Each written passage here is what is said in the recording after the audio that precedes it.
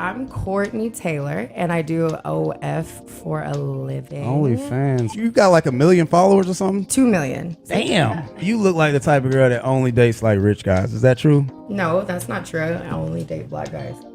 Especially black guys. Especially black guys. Let me clarify. I only date rich black guys. Rich black guys. There we go. And you know you're toxic. Yeah. You can tell she like black guys. It's like especially black guys. For all you watching, I'm with it. Do you like to be fully controlled, or do you? I like to be submissive.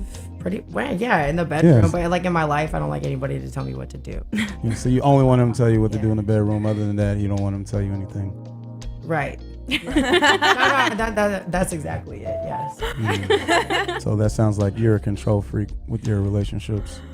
Be careful with this one. She's gonna boss you around like exactly. Sweet toxicity. So you only date rich black guys. So like, have you ever dated like any politicians or only like rappers or athletes, or what kind of rich black guys? No dope boys, no politicians.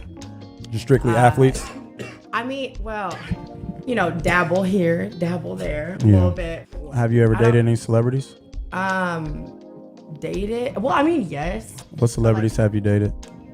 Just like athlete, Jermichael Finley. But don't look him up. Don't look him up. Don't look him up because it's gonna make me look really bad. How much do you make a month? A lot. Yeah, we make good money. Like you make 6 figures a year. Multiple six. That right there is OF model Courtney Taylor. She's a pretty toxic woman, as some of you can pick up on in that clip right there from the We in Miami podcast. She was on the show just a couple of weeks before doing the unthinkable to her Nigerian boyfriend. We're going to get into all of that, but first take a second to make sure that you're subscribed to the channel. Click the notification bell for all updates. Not going to waste any time. Let's go ahead and get into it. A violent death inside of this luxury high-rise in Edgewater. It's now getting a lot of national attention. That's right. Miami police are telling NBC6 that someone stabbed that man to death in what they're calling a domestic dispute. The victim's friends say it was his girlfriend. And NBC6's Shanae Amar, she is live in Miami where the loved ones are now demanding some answers about all this. And yeah, it's made national news today. It has. And, the family and the friends really have two big questions. What exactly happened and why isn't she charged? Now, friends, of course, identified that person right here as 27-year-old Christian Obumsili. Now, on Sunday, police discovered him inside his luxury high-rise. He later died at Ryder Trauma. Police are investigating the stabbing as domestic and say they initially detained a woman who was then held under Florida's Baker Act law, meaning she was involuntarily placed in psychiatric hold. Friends say Obumsili moved to Edgewater from Texas with his girlfriend, and they can't believe how anyone would want to hurt him of all people, and say they would have never guessed things would escalate to this point. Everybody loved him. He was just fun to be around, full of life, full of joy. Christian was a really good guy, so for anything to happen to him of that type of nature is it doesn't make sense. Well, now on a GoFundMe page set up by relatives, a family calls Christian compassionate as they ask the community to support their effort in getting him justice. Meantime, his friends are planning a vigil in his honor at their former high school. And this morning, we are still working to learn the outcome of that mental evaluation and if she is still being held. Reporting live, Shanae Mara, NBC6 News. This was such a horrible incident. Seemed like it could have been a part of some Lifetime movie or TV special on the Oxygen Network. By the way, I'm sure they will feature this in the future, probably within the next 5 years. On Oxygen, they're going to cover this story. But according to Christian's family and friends, he was a nice guy, never did anything to anybody. The couple recently moved down to Florida from Texas, so it was extremely shocking. His big brother, who was a couple of years older than him, his name is Jeffrey, he took to IG. Within his statement, he wrote, "This is a lot to process. Thank you to everyone who has reached out. Your support is truly felt and appreciated during this devastating time. I ask the community to please pray for me and my family. Pray for strength for the long road ahead to justice. Please consider donating to the GoFundMe as we lay my brother to rest and seek justice." And so far, you can see the family, they've raised $80,000. I miss Austin a lot, actually. Anyway, yeah, I miss Austin a lot. I really do. I miss my apartment in Austin so much. But, I just feel like I'm kind of nostalgic, I guess. Because my apartment here is, amazing. The ocean is just like right here. So it's amazing. It's the best apartment that I've ever lived in. But something about just like Austin, really, I just really love Austin. All my friends are there. My family is there. So yeah, I do. I miss it a lot. But, you know, you do things to grow. You got to move around to grow. Courtney was willing to go anywhere or do anything that she thought will make her successful. She's from Midland, Texas, but her family moved to Austin. At one point, she went out to LA. She was featured in Playboy, was in a music video with rapper G-Eazy, also appeared in a Pepsi commercial, and had small roles on TV shows and movies. She started growing her social media back in 2016. She hopped on Instagram, became a fitness influencer. Now she has 2 million followers on the platform, but it looks like most of her money is coming from OF. That's how she was able to afford this luxury apartment in Miami, in the Edgewater community, in a building where the units are sold from $800,000 to $4.6 million. And the rent there is anywhere from about $8,000 per month to $37,000 per month. She had a really nice apartment. She's making a lot of money, and many people believe that that's what's contributing to her not being under arrest for what she did to Christian. Whenever the police arrived on scene, they did not take her to jail. Normally for a case like this, they're gonna lock you up in the Miami-Dade County Jail. But no, Miss Courtney here, she was Baker acted. So more than likely, she was held there for about 72 hours and released. And it's been about 2 weeks and they still haven't charged her. And for those of you unfamiliar with the Baker Act, basically instead of taking her to jail, they took her to an insane asylum or the psychiatric hospital, the crazy house. Alright, so she was Baker acted. That gave her enough time to get an attorney. Her attorney came out and said that she did what she did out of self-defense. No one is buying this, especially Christian's family, who's asking for the state attorney to do something about this and hold Courtney accountable. Devastation doesn't quite describe what my family is experiencing right now. Yesterday, we finally told our 93-year-old grandmother that her grandson, who was expected to come home to Texas to visit for his 28th birthday, will no longer or ever be returning home.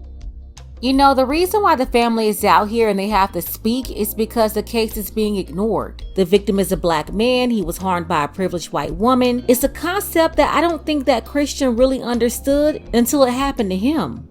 A bunch of his old tweets resurfaced where he was talking against people protesting the things that happen to black men and black women in the US. He also preferred white women. And that's cool and all, be with who you want to be with, but the problem with black swirlers, men and the women, especially the ones like Christian, is that he didn't just date white women, but he talked about black women while he did it. It's like he was uplifting white women over black women. And you don't have to down one to be with the other. Another part that a lot of folks are ignoring is his comments against black Americans. He called black Americans a cotta.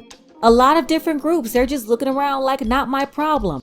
His brother Jeff, he released a statement. He said that Christian put those tweets out when he was in high school. He also said as a family, they believe that the tweets were ignorant and repulsive, but it's not stopping them from fighting for justice. You could stop to read the full statement here, but basically his brother is saying that this case is being handled differently because of Courtney's privilege. Now, I still believe that justice should be served. Courtney is dangerous and she shouldn't be able to walk the streets. After she did what she did, she was spotted out at a bar somewhere. I'll videotape her. Right now, you should go. Yeah, you should go. Because you just killed your boyfriend. Yeah, you did. Yeah, and yeah. Okay, cool. Here's the thing, Courtney, she is very toxic. Word is that she shattered the jaw of a man that she was once involved with, professional bodybuilder Sean Roden. Sean Roden, he was born in Jamaica, but he made his way over to America when he was about 15 years old. He competed and won the title to become the 2018 Mr. Olympia. Married his wife in 2018. They ended up getting a divorce. Some believe it has something to do with Courtney because Courtney was allegedly involved with him. She ended up starting and escalating a fight with Sean and allegedly shattered his jaw. Unfortunately for Sean, November 6, 2021, he passed away from a heart attack at the age of 46 years old. Since this story came out, you have a lot of their friends who reached out to the family to let them know that Courtney was very toxic. She always started arguments. She was the aggressor, and Christian never reacted to her. This doesn't only affect him, but it affects everybody. I spoke to one of his friends, and his friends were saying that they do have a history of domestic, but he never put his hands on her. He was never the starter of their arguments, that she is a very toxic person, and I believe it. It's very obvious that Courtney, she's a toxic woman, and you could see that from when she was on the We in Miami podcast. She's not cooperative. She's not submissive. She said it. She's only submissive in the bedroom, and she'll put paws on men, daring them to do something back to her. And that's because she knows that she's protected as a woman. She's a white woman, a blonde woman, a woman with money, and she's young. So there are a lot of privileges there that's protecting Courtney. In fact, when this happened, they didn't even list her in the police report. My problem with Christian is that he didn't like black women who behaved badly. Well, why would you go and get a white woman that's behaving badly? The same bad traits that he despised in black women with bad behavior? Well, Courtney, she had all of those traits. First off, she's on OF. That right there, you already know she has a certain level of mental instability. He ignored all the signs, the red flags, and all I gotta say is when you're dealing with women, you have to vet all women. Crazy, toxic women, they're just not in one race. They're just not from one country. And at the time of this video, Courtney is still out there in the streets of Miami. They have not charged her with anything. So let's go ahead and get the conversation started. Courtney, she's dangerous and she shouldn't be out there on the streets. Why do you think that she's still walking around? And should black women and black people in general, should we overlook Christian's comments or have his family fight it out alone? I do want to send my condolences to his family. This was a horrible way for him to go out. And I believe that Courtney is wrong. I don't buy her self-defense claim. She should be charged, and I believe that she deserves capital punishment. Special thank you to Dalvin, who's enjoying the content over here. I appreciate you, Dalvin. As well as Dark Power and our sister Trey Shell. Thank you all for your support. You can support the channel too. Links to Cash App and PayPal are below. Ladies, fellas, want a balance analysis, want the truth from a woman's perspective? Then you're going to want to subscribe to this channel, and don't forget to like and share.